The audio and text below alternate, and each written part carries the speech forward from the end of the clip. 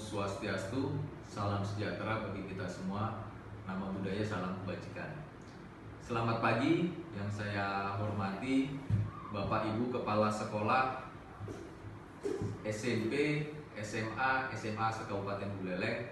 Yang saya hormati Bapak Ibu Guru pengajar SMP, SMA, SMK se-Kabupaten Buleleng. Dan yang saya cintai dan saya banggakan siswa-siswi SMP, SMA, dan SMA se-Kabupaten Buleleng. Pertama-tama kami dari Satuan Lalu Lintas Polres Buleleng akan memberikan sosialisasi tentang tertib berlalu lintas.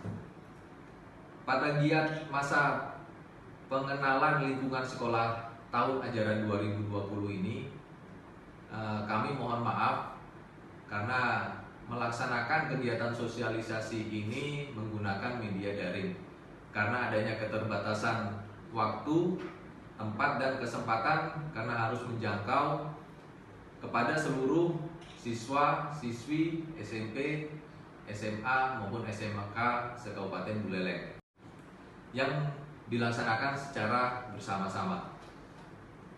Sosialisasi tentang lalu lintas ini bertujuan untuk memberikan pemahaman kepada siswa-siswi SMP, SMA maupun SMK se-Kabupaten Buleleng tentang pentingnya tertib berlalu lintas untuk menjaga keamanan dan keselamatan di jalan raya, sehingga kita semua dapat terhindar dari kejadian kecelakaan lalu lintas. Mengawali sosialisasi ini diawali dengan kita memberikan pemahaman tentang dasar-dasar dari lalu lintas itu sendiri. Mulai sosialisasi ini, sosialisasi mengenai berlalu lintas.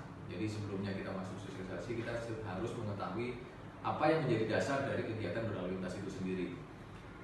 Adapun dasar yang pertama adalah Undang-Undang Nomor 2 Tahun 2002 tentang Kepolisian Negara, tentang Kepolisian Republik Indonesia, di mana dalam undang-undang ini diatur segala sesuatunya tentang kepolisian, baik itu dari fungsi lalu lintas, fungsi Binmas, Serse, Intel maupun dari fungsi yang lainnya.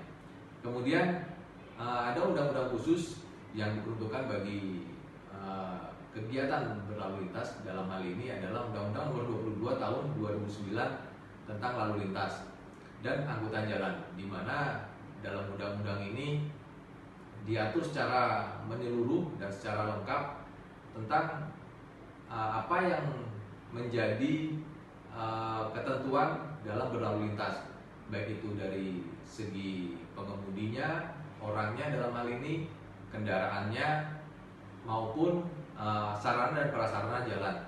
Serta dalam undang-undang ini juga terdapat aturan-aturan atau ketentuan-ketentuan mengenai sanksi hukum yang diberikan apabila pengendara melanggar dalam hal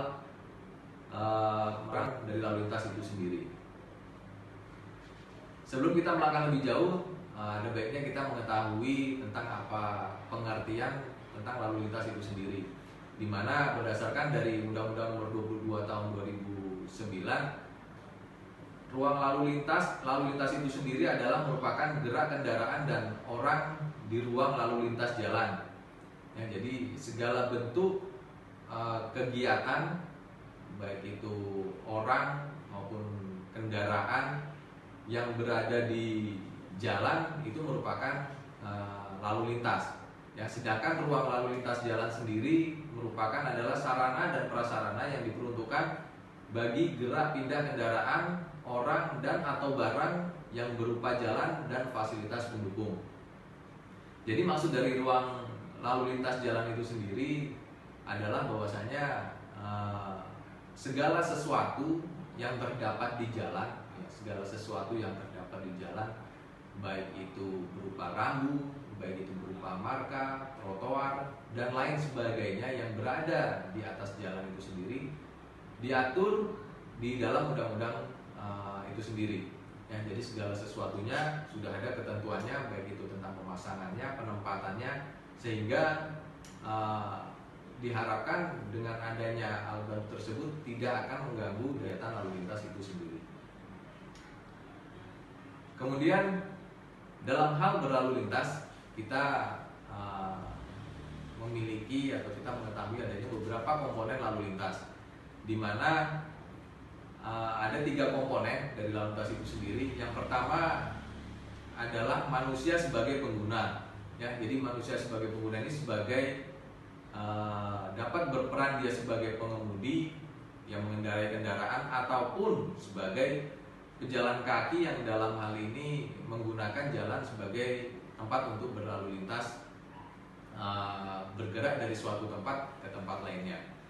Kemudian komponen kemudian kendaraan, di mana kendaraan ini merupakan suatu benda yang digunakan oleh pengemudi yang digunakan untuk berpindah dari suatu tempat ke tempat yang lainnya. Baik, di mana di dalam kendaraan itu sendiri terdapat adanya kecepatan, percepatan, perlambatan, dimensi, terus muatan apa saja yang dibawa oleh pengemudi yang digunakan dengan menggunakan kendaraan untuk melaksanakan perpindahan dari suatu tempat ke tempat yang lain. Komponen yang berikutnya adalah jalan, di mana jalan merupakan lintasan yang direncanakan untuk dilalui kendaraan bermotor. Jalan inilah yang digunakan untuk berpindah dari satu tempat ke tempat lain. Jadi pengemudi mengemudikan kendaraannya dan menggunakan jalan sebagai sarana untuk melaksanakan perpindahan dari suatu tempat ke tempat yang lainnya, di mana jalan ini dapat mempengaruhi lancar tidaknya suatu kendaraan itu sendiri. Ya, apabila jalan itu baik, maka kendaraannya dapat berjalan dengan baik dan dapat mencapai tujuan juga dengan baik juga.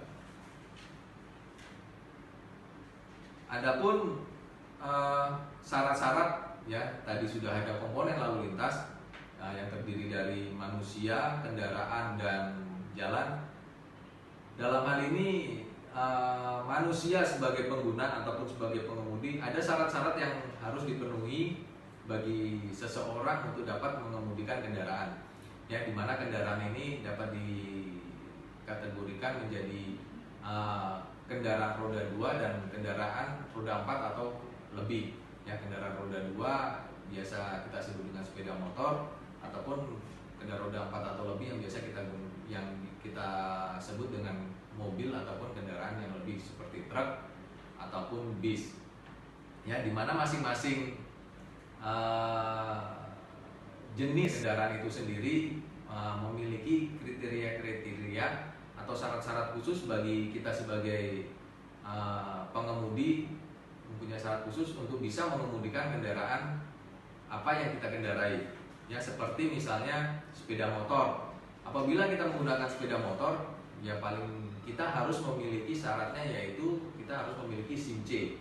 Ya, begitu juga dengan apabila kita mengendarai mobil, kita juga harus memiliki SIM A. Ya, jadi tidak bisa kita menggunakan satu jenis SIM untuk mengendarai berbagai macam kendaraan, ya, karena kita sudah ada SIM-nya yang khusus.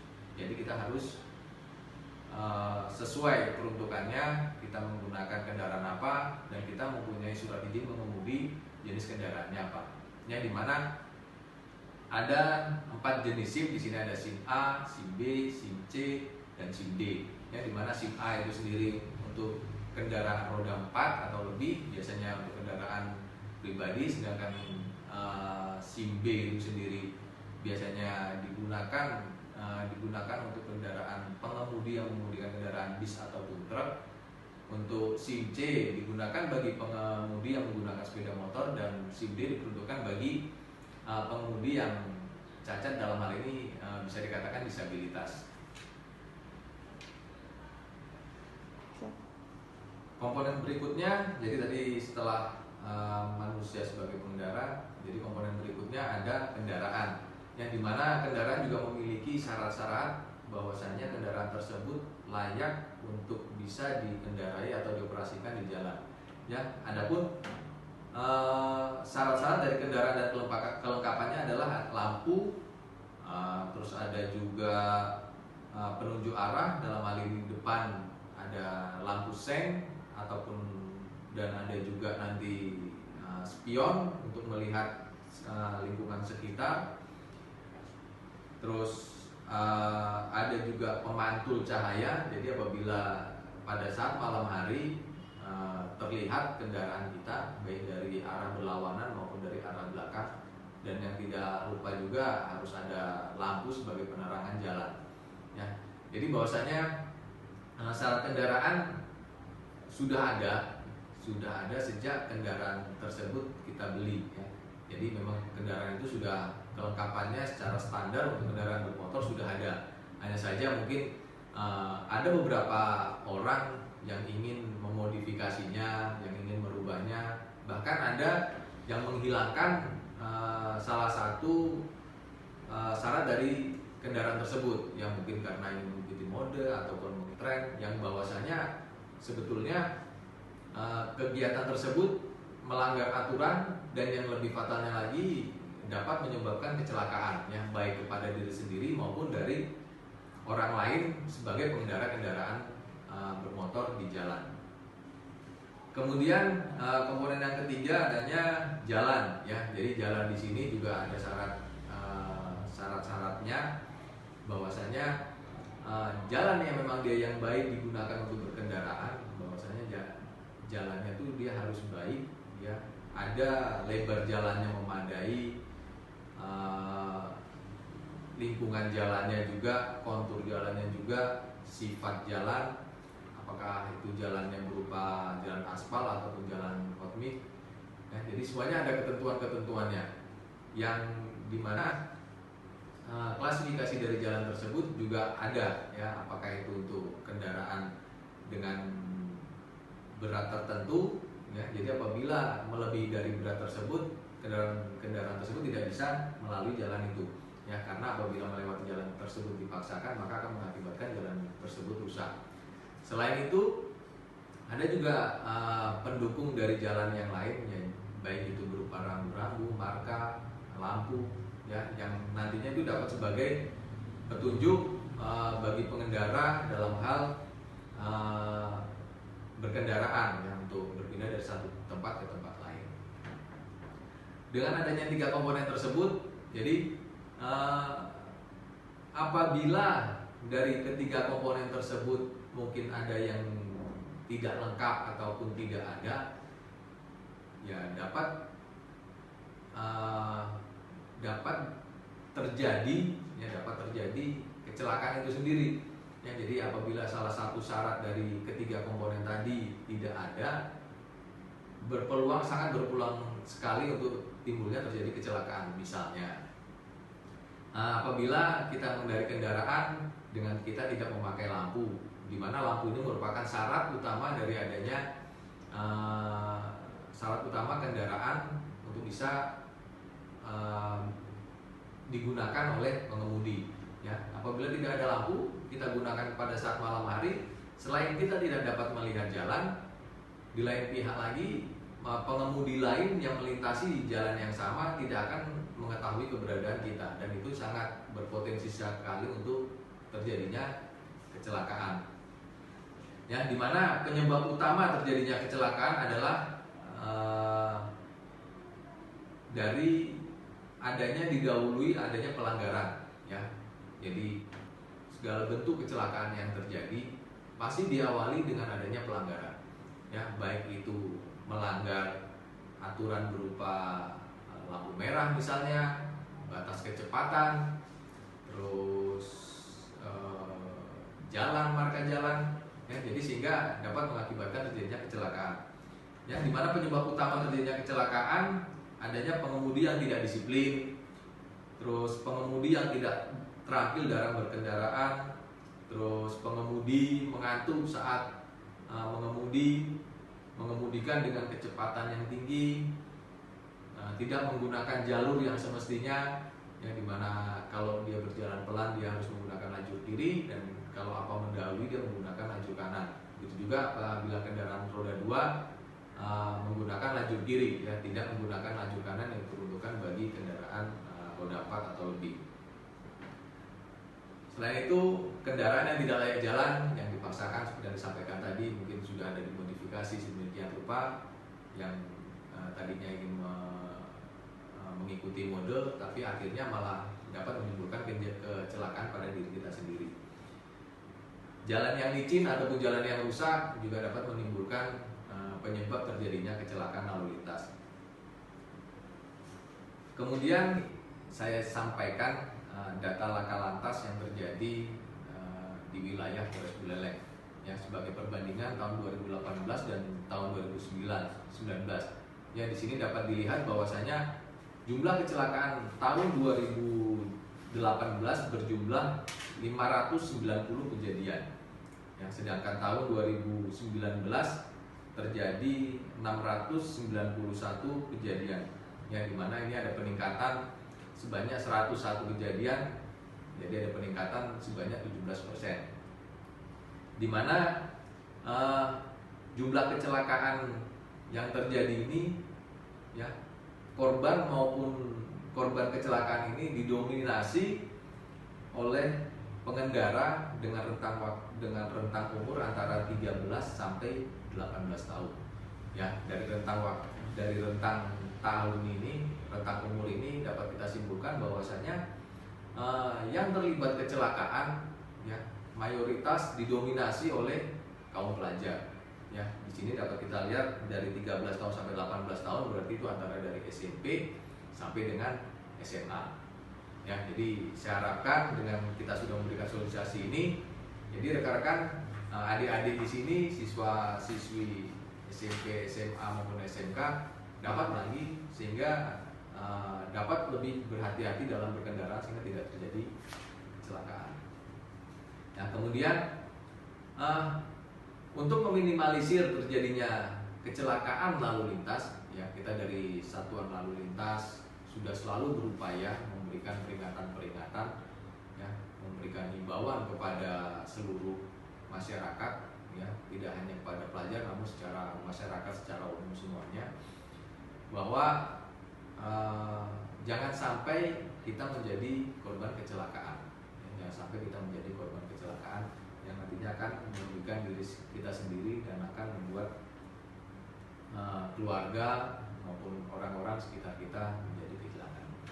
Ya, adapun upaya yang kita laksanakan adalah kita dengan memberikan rambu-rambu peringatan, ya, memberikan rambu-rambu peringatan kepada para pengendara sehingga pengendara dapat berhati-hati apabila melewati jalan tersebut, ya, apabila memang daerah tersebut rawan kecelakaan. Dengan adanya rambu-rambu, jadi pengendara bisa lebih waspada lagi dan lebih hati-hati melewati jalan tersebut sehingga dapat meminimalisir terjadinya kecelakaan.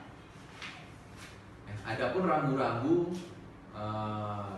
yang ada di lalu lintas kita bagi terlebih dahulu, ya. Jadi rambu-rambu itu sendiri ada 4, ya, di mana ada rambu yang bersifat peringatan, ada rambu yang bersifat larangan, menunjukkan larangan, ada rambu-rambu yang menunjukkan perintah, dan ada pula yang rambu-rambu yang bersifat petunjuk. Ya, apabila rambu-rambu peringatan yang digunakan untuk memberikan peringatan kemungkinan adanya bahaya ataupun tempat berbahaya pada jalan tersebut. Ya, apakah di situ rawan laka ataupun rawan terjadinya kecelakaan ataupun terjadinya bencana. Ya, di situ nanti akan diberikan rambu-rambu. Dan dengan adanya rambu-rambu itu diharapkan kepada pengendara bisa mentaati sehingga tidak terjadi kecelakaan lalu lintas. Kemudian ada juga rambu larangan. Ya, rambu larangan di sini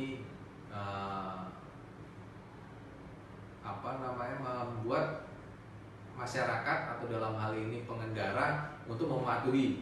Ya, apabila di situ ada rambu larangan seperti larangan parkir, berarti tidak diperkenankan bagi pengemudi ataupun pengendara untuk memarkirkan kendaraannya di tempat tersebut. Ya, dimana mungkin apabila kita parkir di tempat tersebut dapat mengganggu arus kelancaran lalu lintas maupun dapat menimbulkan terjadinya kecelakaan. Kemudian ada juga rambu yang bersifat bertujuan untuk rambu perintah, ya, dimana rambu perintah ini mewajibkan pengendara ataupun pengguna jalan untuk mematuhinya. Ya, apabila di situ sebagai contoh ada zebra cross, ada rambu zebra cross, nah peruntukan bagi pengguna jalan yang lain ya untuk apabila ini menyeberang gunakanlah zebra cross tersebut ya, karena apabila kita sudah menyeberang di zebra cross maka kita akan dilindungi oleh undang-undang. Berbeda halnya apabila kita menyeberang secara sembarangan dan apabila terjadi kecelakaan maka kita dapat dipersalahkan di situ. Kemudian ada juga rambu petunjuk ya, di mana rambu ini digunakan untuk menunjukkan jurusan jalan ataupun keadaan dari situasi tempat tersebut. Ya, seperti kalau kita lihat ada petunjuk arah jalan menuju suatu tempat, nah, di situ kita bisa lebih tahu, jadi kita tidak tersasar atau tidak nyasar apabila kita berkendara. Kemudian apabila menunjukkan suatu tempat, misalnya ada tempat pengisian bahan bakar, nah, apabila kita ada rambu tersebut sehingga kita bisa mengantisipasi sehingga di perjalanan kita tidak terganggu. Kemudian selain rambu-rambu tadi yang bersifat permanen, ada juga alat pemberi isyarat lain yang berupa warna, yang berupa cahaya lampu di sini. Ya, seperti kita ketahui, seperti di perempatan jalan kita banyak melihat adanya rambu lalu lintas traffic light di sini, lampu lalu lintas yang berwarna merah, kuning, hijau. Ya, di situ ada artinya masing-masing, di mana kalau lampu lalu lintas menyala merah kita harus berhenti, apabila lampu kuning kita harus berhati-hati, dan lampu hijau kita dibenarkan untuk berjalan.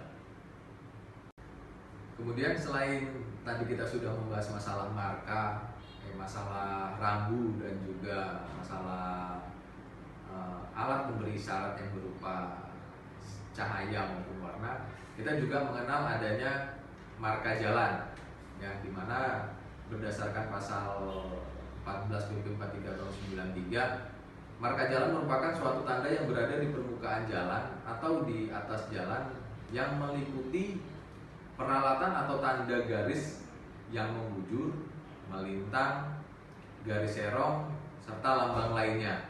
Ya, di mana marka yang berada di permukaan jalan ini berfungsi untuk mengarahkan arus lalu lintas yang membatasi daerah kepentingan lalu lintas.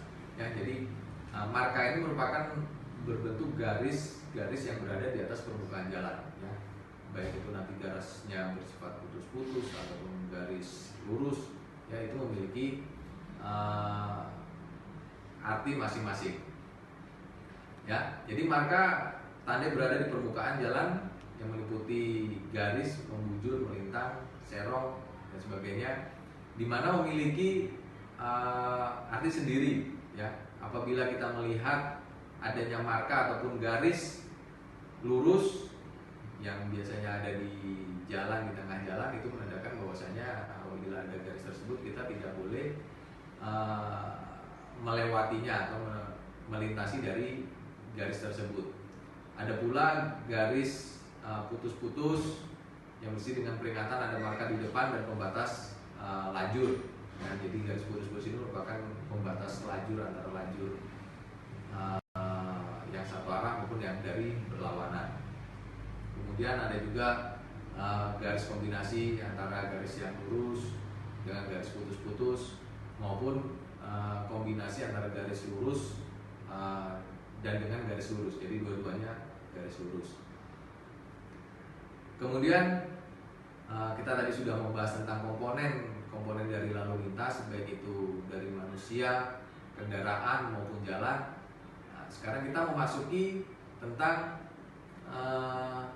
etika pengendara, ya, etika dalam berlalu lintas.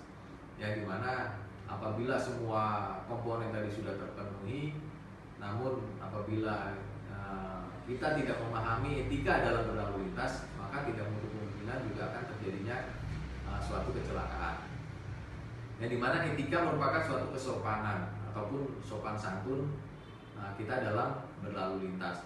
Ya, apabila kita menggunakan jalan dalam berkendaraan, nah di situ ada ketentuan-ketentuan yang bagaimana etika kita dalam berkendaraan di situ. Ya. Jadi etika berlalu lintas adalah tingkah laku para pemakai jalan dalam melaksanakan undang-undang dan peraturan lalu lintas serta norma sopan santun sesama pemakai jalan.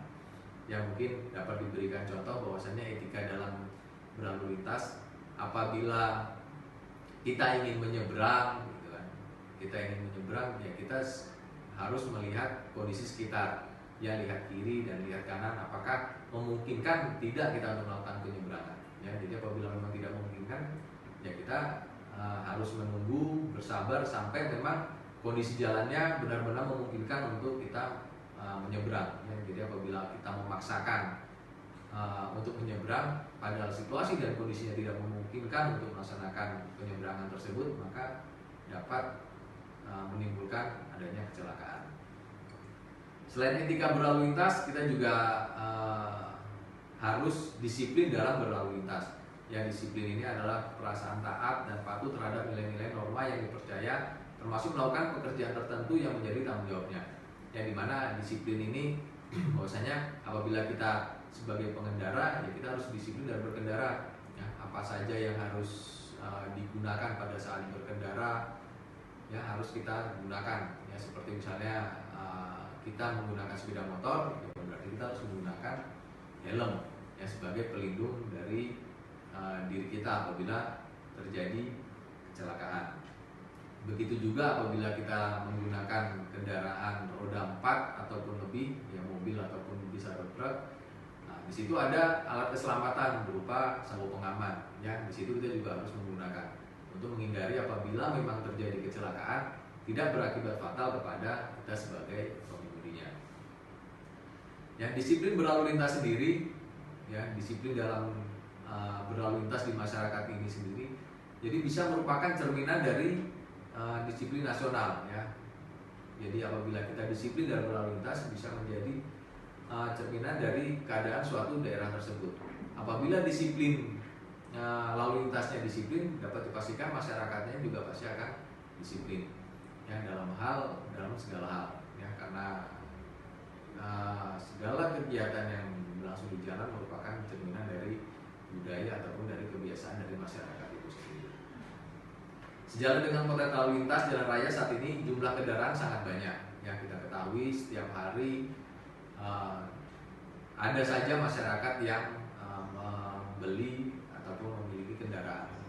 Ya, jadi diharapkan kepada pengemudi, terutama yang baru saja mengemudikan kendaraan, mungkin seperti yang sekarang sedang melaksanakan MNTS ini,